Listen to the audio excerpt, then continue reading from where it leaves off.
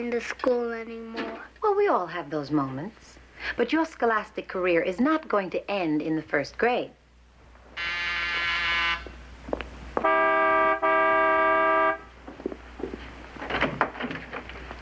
Morning, Mrs. Baker. Earl, not you too. What's the matter with you guys today? Miss Wolf's not going to be in school today. Oh, is she sick? Yeah, she's getting married. We're having a substitute, Mrs. Henshaw. They say she's tough, boy. They say she's mean, too. They. You can't always believe what they say. Carol's waiting. Let's give Mrs. Henshaw a chance, okay? Okay. Okay. Bye now. Bye.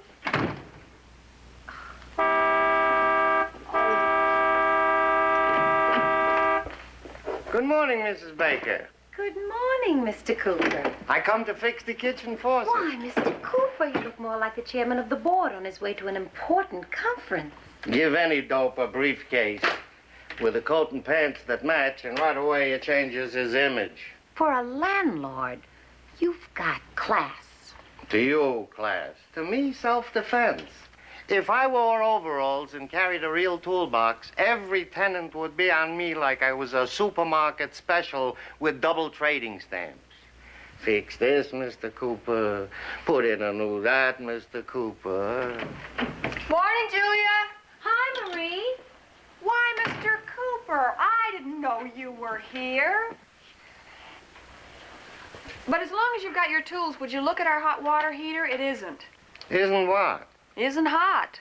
I'll fix it. Have some, Mr. Cooper? Why not? The price is right.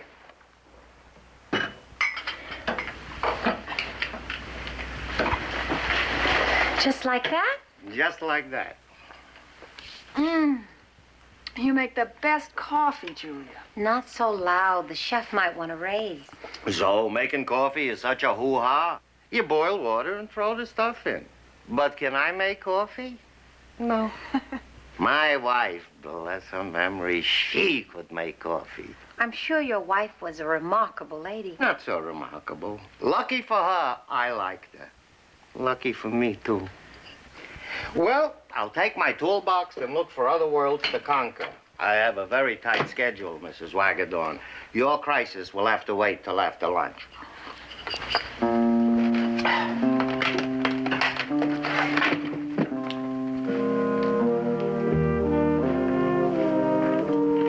What a nice man. A nice, lonely man. Somewhere there must be a nice, lonely woman. And when I think that she and Mr. Cooper will never meet, I could cry. Me too. You start. I'll join you later. I've got to get to work.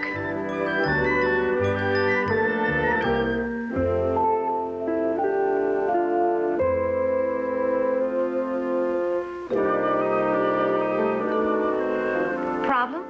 Sort of. I'm so beat, I don't know whether to test this blood sample or give myself a transfusion. Cheer up. Think of the lovely weekend ahead of us. I have been thinking about it. And you know what? What? I may kill myself. Young ladies, gaze. I just got this little beauty, custom made. I designed it myself. Now watch. Oh, I can't wait to get those pigeons out on the course tomorrow. You'll singe their little feathers. That I will. Well, how about you, Baker? Big weekend? Mm-hmm. Got a big date tonight. And tomorrow I promised Corey a pony ride and a visit to the zoo. And what kind of excitement you have on tap, Yarby? Oh, the high point is going to be washing my hair. And the rest of it is strictly downhill. Well, don't overstimulate yourself. We have a heavy day Monday. I can't wait. So long, Doctor. I hope you break 100. Poor Hannah. It takes courage to live alone. Oh, she ought to be used to it by now. Oh, you never get used to it. There's too much loneliness in the world. Good people like Hannah Yarby and Saul Cooper. Saul Cooper, your landlord? Yes. Hannah Yarby and... Mr. Cooper, why didn't we think of that before? Of course, their backgrounds are different and I... Nonsense, it's an inspiration. Okay. How do we bring them together? I'll invite them for dinner. Oh, no, that's too obvious. Yeah. By dinner wouldn't help either. We have to be more, I can't quite find the word. Sneaky? That's the word. Ooh.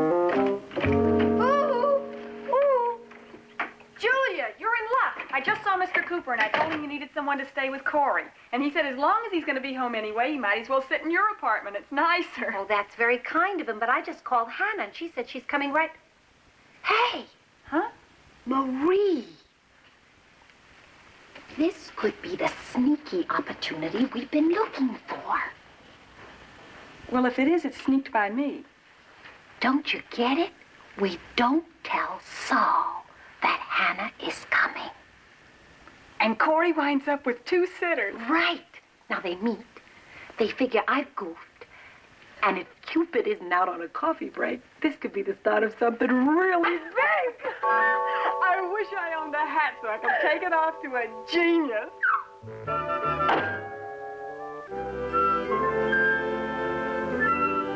Corey, put that back. You've had 3 already. Too much candy isn't good for you. Boy, you can see without even looking. It's called peripheral vision.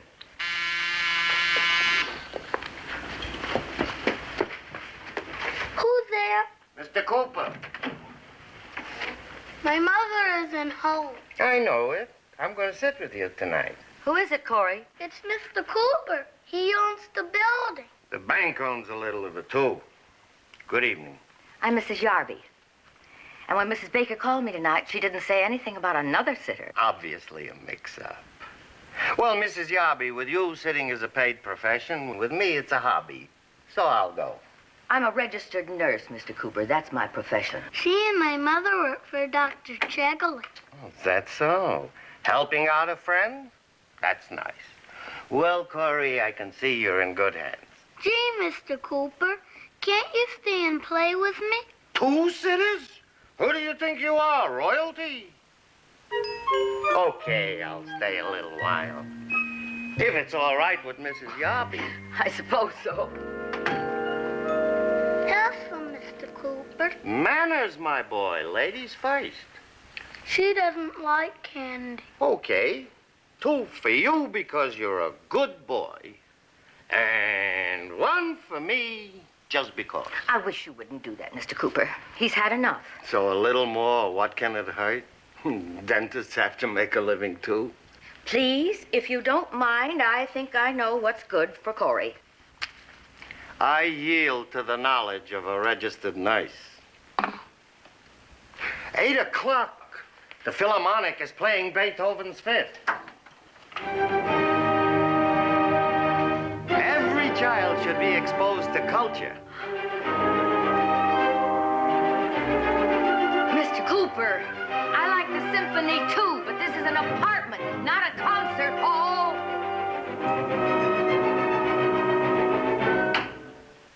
I'm sorry, but it was loud. My dear Mrs. Yarby, Beethoven was a giant. His music doesn't whisper. Corey, it's time for bed. Can I stay up a little bit longer? Can only if Mr. Cooper says it's all right? Well, there's no school tomorrow. Maybe an extra half hour. Absolutely not. Corey, take your bath. Come on, no stalling. Okay. Good night, Mr. Cooper. Good night, young fella. Kids. I was like that. Never wanted to go to sleep. Always afraid I'd miss something. Mr. Cooper. Oh, you're displeased with me, I can tell. I am. Don't you realize what Corey was doing? Mrs. Yarby, I have never been invited to lecture at UCLA. But even I know that the boy was playing us against each other so he could stay up a few extra minutes. And you deliberately undermined my authority. Authority can be a harsh word, Mrs. Yarby. Oh, you read that paper. And what's wrong with that paper? In my humble opinion, it is unprogressive. We must move ahead with the changing world. I happen to agree with the editors that we should slow down until our feet are on solid ground. I disapprove of what you say, but I will defend to the death your right to say it. Thank you, Mr. Cooper. But I don't need any help from you or Voltaire. I'm glad Voltaire isn't alive. It would hurt him to hear what you just said.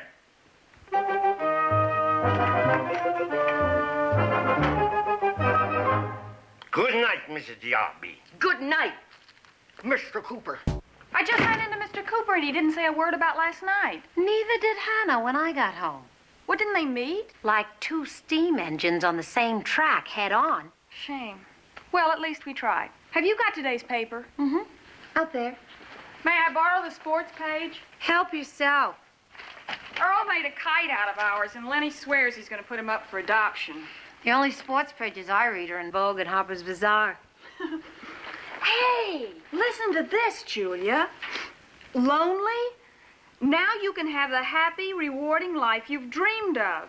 Let Soulmates Incorporated find that someone worthy of you through the modern miracle of scientific selection. I've seen those ads. Romance can't be programmed. Why not? Computers can do anything. Are you suggesting that we enroll them in that Soulmates thing? And let the electronic brain pick that someone for Hannah and Mr. Cooper? Don't be absurd. Well, good, because that is the wildest, kookiest idea you have ever had. You're right. We'll do it.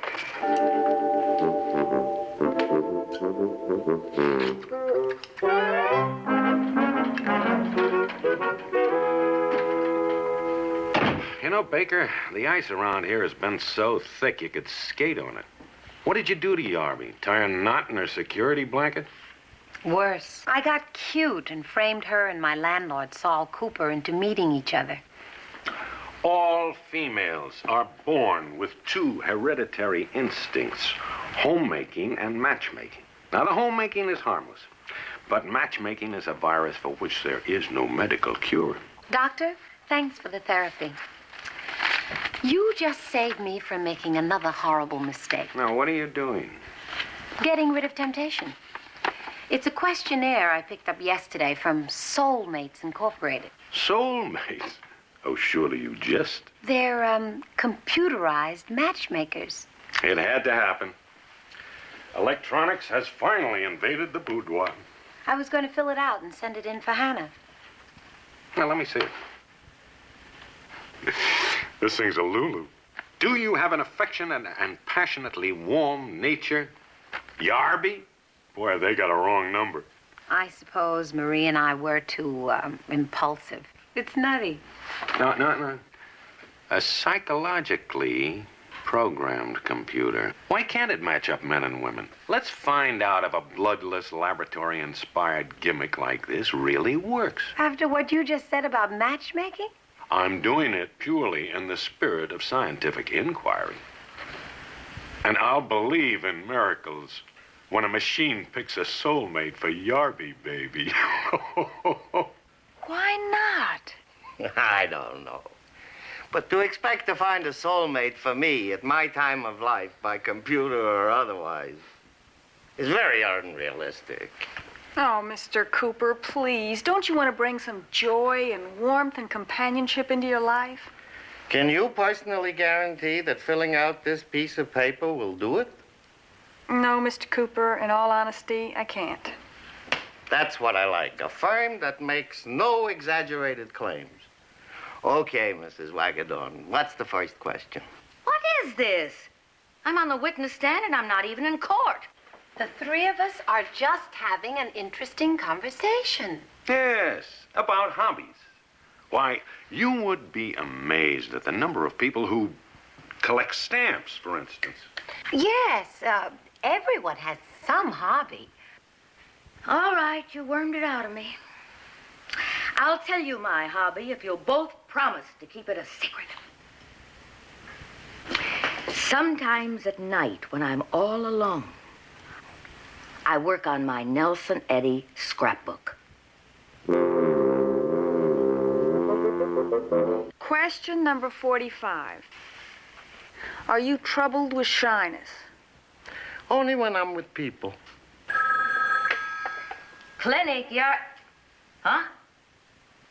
Soulmate? But... What was that? Some man. He said if I was FP147, he was my soulmate, and he wanted to meet me. Oh, Hannah. And you hung up without even getting his name? I'll bet it was that clown Eddie Edson. He's as funny as the third act of King Lear. Oh, no, Hannah. Do you remember that conversation we had a few days ago about your hobbies and... No, I'll take the rap. It was all a setup. We needed your answers to fill out a questionnaire. What for? Better let me have these first, To send to Soulmates Incorporated, so that their computers could match you up with that certain someone who is worthy of you. You did this to me? I've never felt so cheap and humiliated in all my life. Hannah, please. We only wanted to make you happy. Astrospace Clinic. Oh, just a minute. It's him. Come on, FB147. You're on. The Phantom Lover wants to speak to you. Hannah, this could be it. Would Alice Faye or Betty Grable sit there like a lump? Take a chance. Hello? I'm sorry, I guess we were cut off.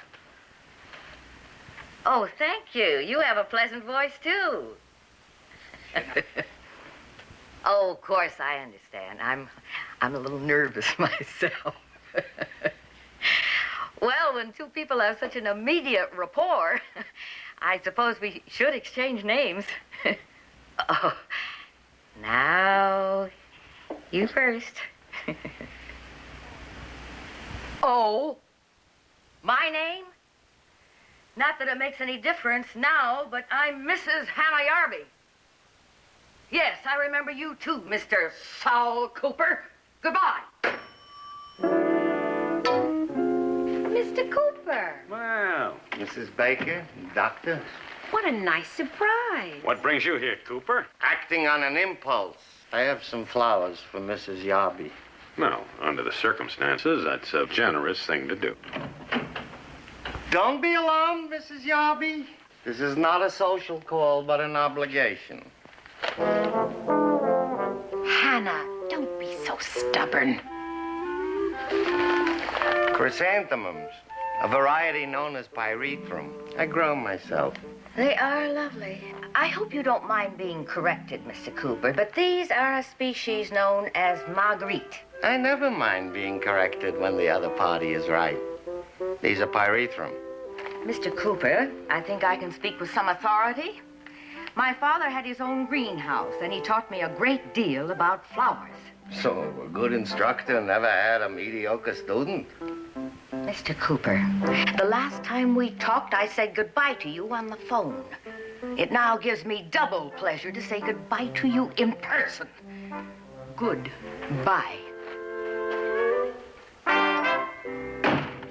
Matching up Yarby with Cooper. That has got to be the computerized boo-boo of the century. Listen, no system is infallible. System, eyewash. Do you realize what this means? What does it mean, Doctor? It means the triumph of man over the machine. Hi, Julia. Here's the book you said you... Well, I'll go. No, I'll go. But you promised. I want to learn how to play chess. All right.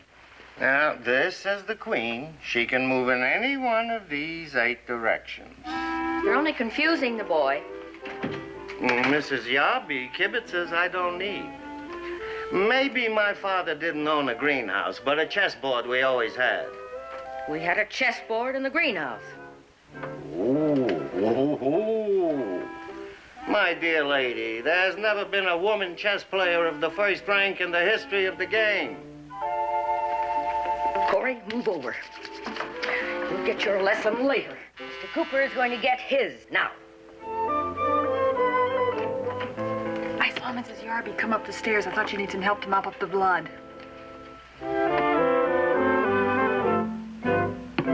How do you like that? After all we went through, planning, scheming, computerizing, and they get together by accident. What makes you think it was by accident?